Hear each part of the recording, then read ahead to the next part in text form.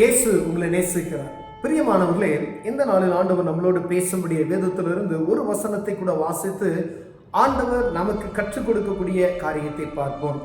அது ரோமர் புஸ்தகம் 12வது அதிகாரம் 2வது வசனம் இப்படியாக சொல்லுகிறது: நீங்கள் இந்த பிரபஞ்சத்திற்கு ஒத்த வேஷம் தெரியாமல் தேவனுடைய நன்மையும் பிரியமும் பரிபூர்ணமான சித்தம் இன்னதென்று பகுத்தறியத்தக்கதாக உங்கள் மனம் புதிதாகிறதுனாலே மறுரூபமாகுங்கள்.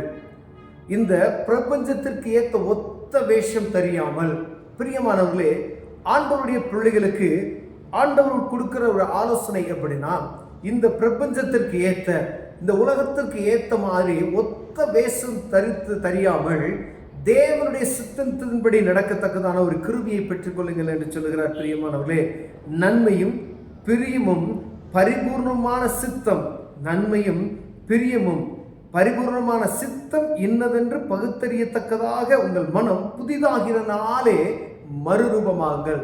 தேவனுடைய சித்தம், நன்மை, கிருபை, தேவனுக்கு பிரியமான காரியம் என்ன என்பதை பார்த்து மறுரூபமாக்கக்கூடிய நம்ம ஆண்டவர் நினைச்ச அந்த ஒத்த வேஷம் தெரியாதபடி நீ ஒரு டிரான்ஸ்ஃபர்மெண்ட் சொல்லுவோம் பார்த்தீங்களா, அந்த மாதிரி மறுரூபமாக்கப்பட்ட ஒரு அனுபவத்திற்குள் நாம் இருக்க வேண்டும் என்று சொல்லி விரும்புகிறார். பிரியமானவர்களே, அநேக நேரங்களில் உலகத்துக்குள்ளேயும் அப்படியே ரெண்டு பக்கமும் நாம் அப்படியே நாணலை போல ஒரு திரிகிற ஒரு காரியத்தை நாம் பார்க்க முடிகிறது.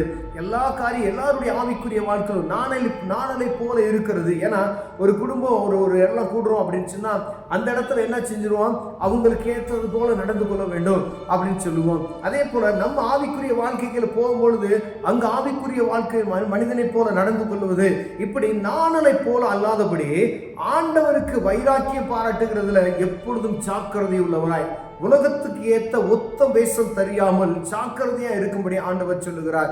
ஆண்டவருக்குரிய பிரியம் என்ன, இது தேவனுடைய சித்தம் எது, அது எது பரிபூரணம், இதெல்லாம் எது நன்மை, அப்படியெல்லாம் பார்த்து அலசி ஆராய்ந்து பார்த்து இன்னதென்று பகுத்தறியத்தக்கதாக உங்கள் மனம், எல்லாத்தையும் பகுத்தறியத்தக்கதாக உங்க மனம் புதிதாக்குறதுனாலே மறுரூபமாக்குங்கள் என்று சொல்லப்படுகிறது. இப்ப பாருங்க, புதிதான ஒரு மறுரூபமாக்கணும். நம்ம ஆவிக்குரிய வாழ்க்கையில ஒரு புதிய மாற்றத்தை ஆண்டவர் விரும்புகிறார். பிரியமானவர்களே, ஒருவேளை நம்ம சர்ச்சுக்கு போயிட்டு வந்துட்டு சண்டே மட்டும் சர்ச்சுக்கு போயிட்டு நம்ம வரோம், வந்ததுக்கு அப்புறம் நம்ம நார்மல் ஆயிடுவோம். பாருங்க, அப்படி இல்லாதபடி எப்பொழுதுமே பிரித்தெடுக்கப்பட்ட ஒரு அனுபவத்திற்குள் நீ வித்தியாசமானவன் என்பதை காண்பிக்கும்படி ஆண்டவர் உங்களோடும் என்னோடு பேசுகிறார். பிரியமானவர்களே, ஆண்டவருக்கு விருப்பம் எது, ஆண்டவருக்கு விருப்பம் இல்லாத எது என்று நல்லா நம்ம அறிந்து கொண்டு அதன்படி நடக்கிற ஒரு கிருபையை ஆண்டவர் பெற்றுக்கொள்ளும்படி ஆண்டவர் விரும்புகிறார். ஒரு மனிதனை ஆண்டவர் பிரித்தெடுத்ததின் நோக்கம், ஆபிரகாமை பேர் சொல்லி அழைத்து பிரித்தெடுத்தார். ஆபிரகாமை அழைத்ததின் நோக்கம் பாருங்க, கடைசி வரைக்கும் ஆபிரகாமுடைய காரியத்தில் ஆண்டவருக்கு கொடுத்த அந்த கணத்துல உறுதிப்பாட்டா இருந்தார். ஆண்டவர் எத்தனையோ தர அவரை சோதிக்கிறது நாம் பார்க்க முடிகிறது. பிரியமானவர்களே, அவருக்கு குழந்தை இல்லாத இருந்தது. அது வரைக்கும் நீ மனதளத்தனையா நான் உன்னை ஆசீர்வதிப்பேன், வானத்து நட்சத்திரங்களை பார், உன்னை இதை போல நான் ஆசீர்வதிப்பேன் என்று ஆண்டவர் சொன்னார். ஆனா அந்த வாக்கு தத்தத்தை ஆண்டவருடைய சொன்ன இருதயத்தில் வச்சுக்கிட்டார். அவரு ஆண்டவர் சொல்லிட்டார், செய்வார், அவ்வளவுதான். ஆனா ஆண்டவர் சரியான ஏற்ற வேலை வரும்பொழுது அவரை ஆசீர்வதித்தார்.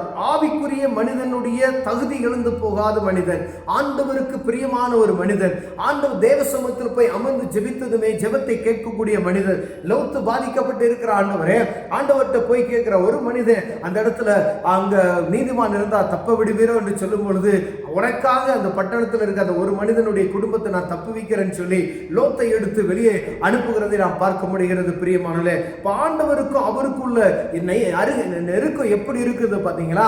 விசுவாசத்துல உறுதியா இருந்தார், விசுவாசத்துல நல்ல உறுதிப்பாட்டை காண முடிகிறது. பிரியமானவர்களே, மறுரூபமாக்கப்பட்ட காரியம். அவர் இருந்த இடம், அவருடைய தகப்பனுடைய குடும்பம் எல்லாம் வித்தியாசமான வாழ்க்கை வாழ்ந்து கொண்டிருந்தார்கள்.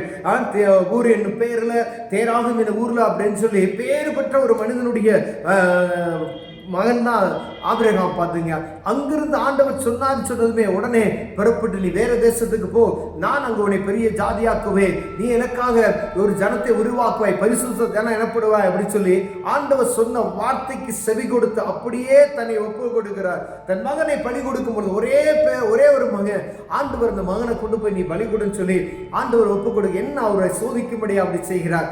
ஆனாலும் கடைசி வர அவர் ஒரு பாயிண்ட் கூட மாறாதபடிக்கு ஆண்டவருடைய வார்த்தைக்கு அப்படியே கீழ்ப்படிந்தார். பிரியமானவர்களே, அந்த உறுதிப்பாடு மறுரூபமாக்கப்பட்ட காரியம் அப்படின்னா ஏதோ ஒரு காரியத்துல பயந்து நடுங்குகிற காரியம் அல்ல.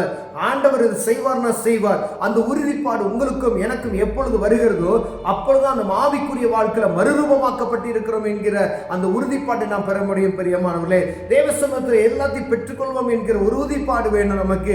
இது ஆண்டவர் எனக்கு செய்வார் என்கிற அந்த உறுதிப்பாடு எப்ப இருக்கும் அப்படின்னா நான் மறுரூபமாக்கப்பட்டு இருக்கிறேனா. அப்ப மறுரூபமாக்கப்பட்டு இருக்குதுன்னா உலகத்துக்கு ஏற்ற ஒத்த வேஷம் தெரியாமல் ஆண்டவருக்கு ஒத்த வேஷம் தெரிகிறது. இது பிரித்தெடுக்கப்பட்ட ஆசாரிய கூட்டம் என்று சொல்லத்தக்கதாய், இது பரிசுத்த கூட்டம் என்று சொல்லத்தக்கதாய், இவர் தேவனுடைய மனிதன் என்று சொல்லத்தக்கதாய் தனியா பிரித்தெடுக்கப்பட்ட ஒரு அனுபவத்திற்குள் நாம் மாறும் பொழுது ஆண்டவர் அப்படிப்பட்ட ஆசீர்வாதங்களை நமக்கு கட்டளையிட வல்லமையுள்ளவராய் இருக்கிறார். பிரியமானவர்களே, இதை கேட்டுக்கொண்டு இருக்கிற அன்பு சகோதரனே சகோதரியே, ஒருவேளை நம்ம எல்லாரையும் போனோம் உலகத்துக்கு போனோம், உலகத்தில் இருக்கிற மாதிரியும் ஆவிக்குரிய வாழ்க்கைகளை போனோம் அங்க நடக்கிற மாதிரியும் அப்படி இல்லாதபடி ஆண்டவர் ஒரு வித்தியாசமான வாழ்க்கையை வாழும்படியாக நம்ம அழைக்கப்பட்டு இருக்கிறோம். பிரியமானவர்களே, ஆண்டவருடைய ஜனங்களை ஆண்டவர் ஒருபோதும் கைவிட மாட்டார். எவ்வளவு துன்பங்கள் வந்தாலும் சரி, என்ன காரியம் இருந்தாலும் சரி, ஆண்டவருடைய பிள்ளைகள் அவர் கைவிடவே மாட்டார். ஒருவேளை சூழ்நிலைகள்லாம் மாறி இருக்கலாம், எல்லாம் காரியமே வித்தியாசமா இருக்கலாம், ஆனா ஆண்டவருடைய பிள்ளைகள் ஒரு நாள் வெட்கப்பட்டு போகாதபடிக்கு அவர் வழிநடத்த வல்லமையுள்ளவராக இருக்கிறார் என்பதை நாம் மறந்து போகக்கூடாது. அதுக்கு வேத புத்தகத்தை நாம் வாசிக்கணும். நீதிமான்கள், வேதத்தில் இருக்கிற ஆவிக்குரிய மனிதர்கள் பெற்ற ஆசீர்வாதங்கள் அதெல்லாம் படித்தோம்னா தான் நமக்கு அவங்க அந்த ஆசீர்வாதத்தின் மேன்மை என்ன என்பதை புரிந்து கொள்ள முடியும்.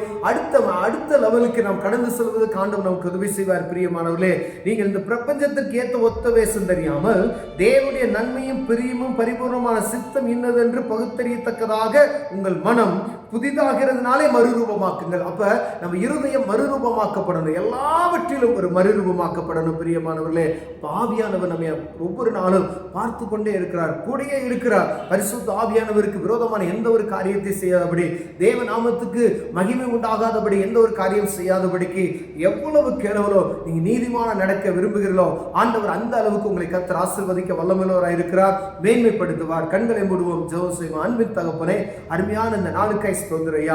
ஆண்டவரே, மறுரூபமாக்கப்பட்ட ஒரு வாழ்க்கை எங்களுக்குள் உண்டாகும்படி ஜெபிக்கிறோம். ஆண்டவரே, நீர் விரும்புகிற அந்த மறுரூபம் ஆண்டவரே எங்களுக்குள்ளும் எனக்குள்ளும் உண்டாக கர்த்தர் உதவி செய்யும். இயேசுவின் நாமத்தில் பிதாவே, ஆமென்.